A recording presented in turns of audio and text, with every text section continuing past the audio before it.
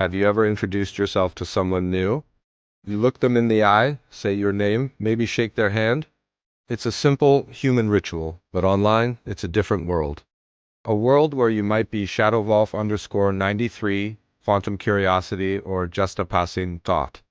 If you're someone who never uses your real name online, you've probably been called secretive, paranoid, or asked, "What are you hiding?" But what if you're not hiding from who you are? What if you're protecting who you are meant to become? This isn't about shady behavior. This is about a deep psychological need for safety, freedom, and a very specific kind of truth. Today, we're exploring the quiet, thoughtful world of people who choose a digital mask, and why this choice might be one of the healthiest decisions you can make for your mind. Let's start with the biggest reason, the one that's often misunderstood. Privacy isn't about having something to hide. It's about having something to protect. Think about your inner world. Your half-formed ideas, your weird sense of humor, your deepest fears and passions. These are tender, developing things. Now, imagine attaching your legal name, your face, your job, and your entire family network to every single one of those thoughts the moment you have them. It's psychologically overwhelming. The pressure to be perfect, consistent, and socially acceptable is immense. Using a pseudonym, a username, acts like a mental filter. It allows your thoughts to breathe and grow before they re-expose to the harsh glare of your entire real-world social circle. It's the difference between singing in the shower and performing on a stadium stage. One is for joy and practice. The other is for a polished performance. The person using a fake name online has simply chosen to keep their shower singing their raw, authentic self private, and there is immense psychological safety in that. This leads us to the second powerful driver, the freedom of identity play. From the moment we're born, we're given an identity, a name, a gender, a nationality, a reputation. It's a script we didn't write, but online, behind the veil of a username, you get to do something extraordinary. You get to author yourself. You can be quieter or bolder. You can lead a guild in a game, be a source of wisdom in a forum, or be a witty commentator, all based purely on the content of your character, not your age, your looks, or your job title. This isn't deception. This is exploration.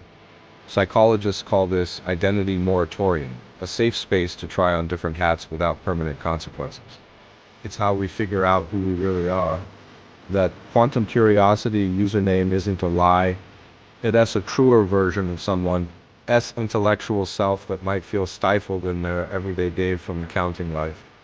And this brings us to the third, and perhaps most crucial point, the separation of performance from personhood.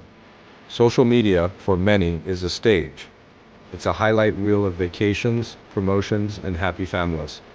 This constant performance is exhausting and can lead to something called context collapse, where your boss, your mom, your high school friends, and a stranger all see the same performance and you have to please everyone at once.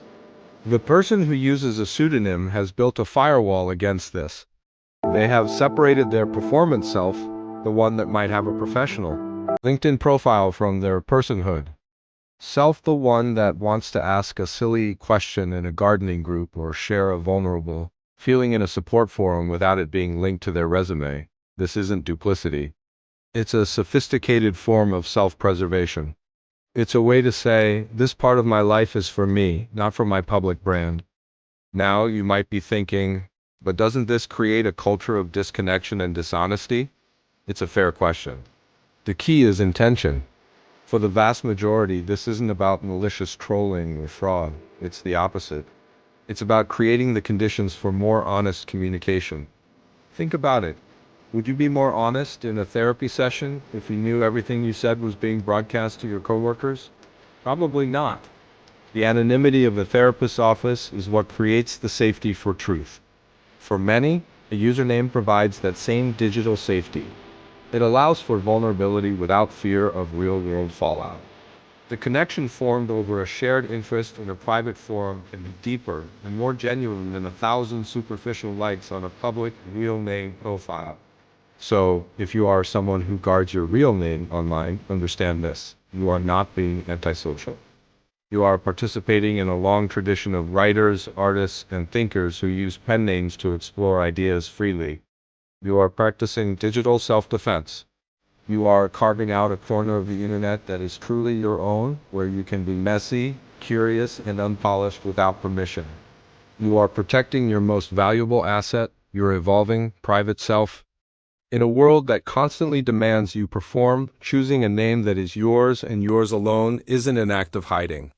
It's a quiet, powerful declaration of self-ownership. Thank you for watching.